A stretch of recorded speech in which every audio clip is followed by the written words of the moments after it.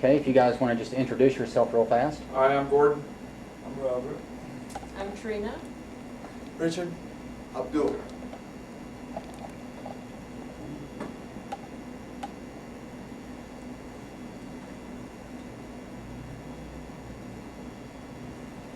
Okay, first I want to thank you guys for coming here today. What we're going to discuss is how to hack into wireless networks. Basically how to break the encryption of wireless networks. But before we delve into that, what I want to talk to you about is the importance of technology today. Everyone's accustomed to using technology. We rely on it at home as well as for work. One of the key components to technology is being able to stay connected primarily to the internet, whether it's sending emails, accessing your work resources from home, working remotely. A key part of that connectivity is that wireless connectivity. And a lot of us today carry laptops with us that when we travel, hotels, when we're on the road, we can access our emails and still stay connected. The most popular form of wireless connectivity today is using WEP for its encryption. Now this encryption standard is supposed to allow you to use your laptop and have your communications be secure. However, this isn't always the case. Wireless communications present a high risk. If your communications are intercepted by a hacker, they can gather your IDs, your passwords, read your emails, see who you're communicating with, access your computer. Basically any number of nefarious things can happen if your wireless communications are compromised. One of the most popular forms of protecting that, as I mentioned earlier, is WEP. And WEP stands for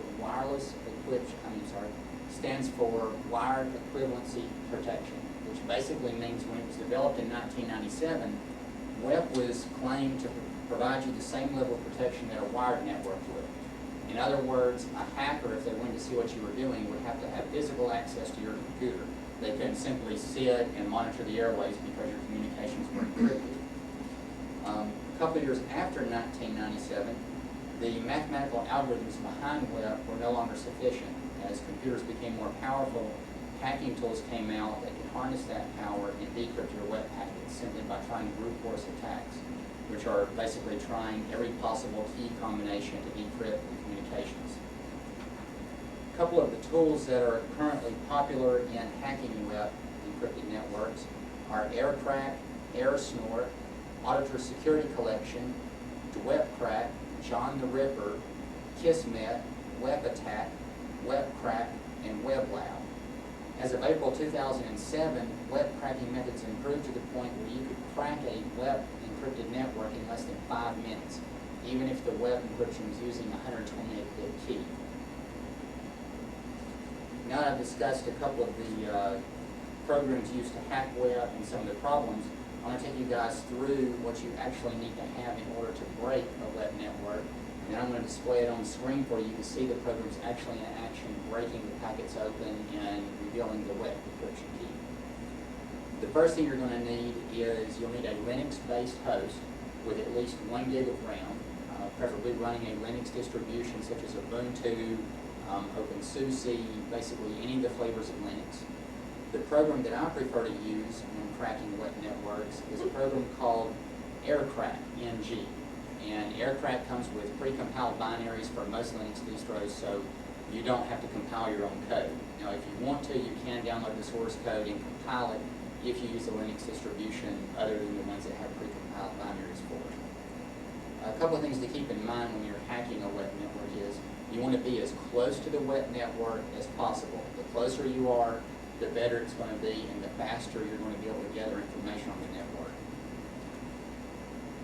The second thing is web networks that... Why is that? Why do you have to be close? If you're far away from the web network, then you're going to have a lot of dropped packets. Your wireless card won't be able to pick up enough information, and you won't be able to see the activity going on between the workstations and the access point that's using web encryption. So you want to try to position yourself as close as possible so that you can see as much activity as possible. The more activity you see, the quicker you're going to crack the web key. And if there's no activity, what happens? If there's no activity on the web network, what you can do is do what's called an injection attack. An injection attack is where you basically spoof the MAC address of one of the workstations or devices on the web encrypted network, and you send out signals that cause the access point to try to resync with that workstation and exchange data with it. Well, that data is encrypted, so you're generating activity on the network, and as you generate the activity, you capture more packets. The more packets you capture, the more pieces to the puzzle of the WEP key that you get. How can you spoof it if there's no communication? If you don't know about how you spoof or not? There's always going to be some sort of communication, unless they've turned off all of your computer systems. You're always going to have some device that occasionally is going to send out a beacon signal back to the access point. So at some point, with at least one device now, obviously if they've turned all their computers off, you're not going to see any activity.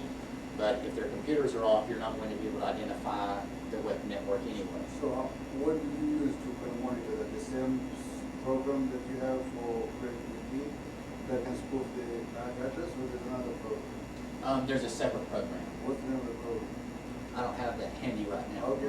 This is based on, excuse me, the attack that I'm going to show you right now is based upon a passive attack, where you're not doing injection. I should have mentioned that earlier, is that injection is an active attack.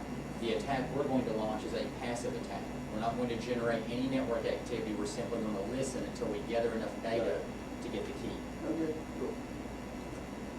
Basically, once you've got your Linux, you've got your aircraft tool set up, and you're within range of the network, the next stage is to execute a program called AeroDump NG, which is the passive monitoring system. And right now I'm going to switch over and show you what that looks like. As you can see from up here, we've identified all of these access points. These are access points in this building that are currently active. If you look over here, you're going to see the encryption type. We can identify the ones that we want to target for WEP by their type. WEP, that's an open network, a WEP network, open, WEP, WEP, WPA, open, open, WEP, WPA2, WPA2.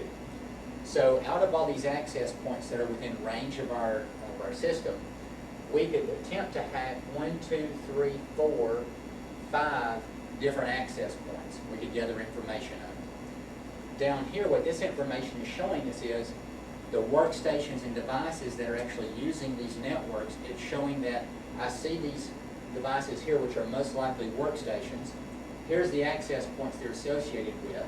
Here's the rates they're communicating at. Here's the number of packets we've seen going on between those workstations and the access points.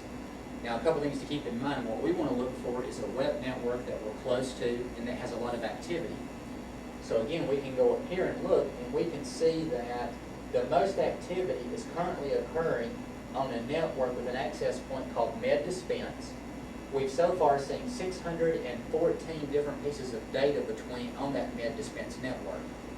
So we could choose at this point, we could say, well, we want to attack that network by bringing up another program.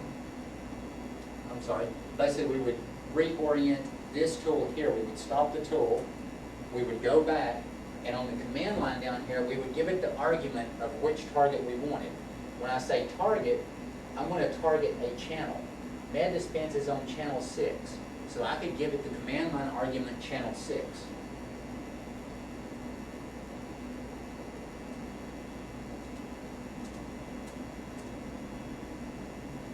Now what we've told our tool to do is zero in on channel 6, lock on that channel, and monitor just the communications there. So as you can see, these channels, the channel 6, are getting the most activity because the card is trying to be, we're trying to force the card to stay locked on channel 6.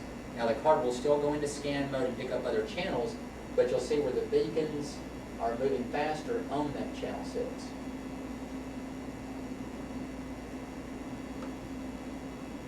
Now, one more command line argument. So it looks like your beacons are moving faster on the SDS Wi-Fi. Yeah, that's because we're closer to SDS. The SDS access points are closer to us, so we're going to see more traffic on them. Now, the next and final stage on gathering information on this is to put a /W argument, which means I want to write all of this data to a file and begin saving it for analysis.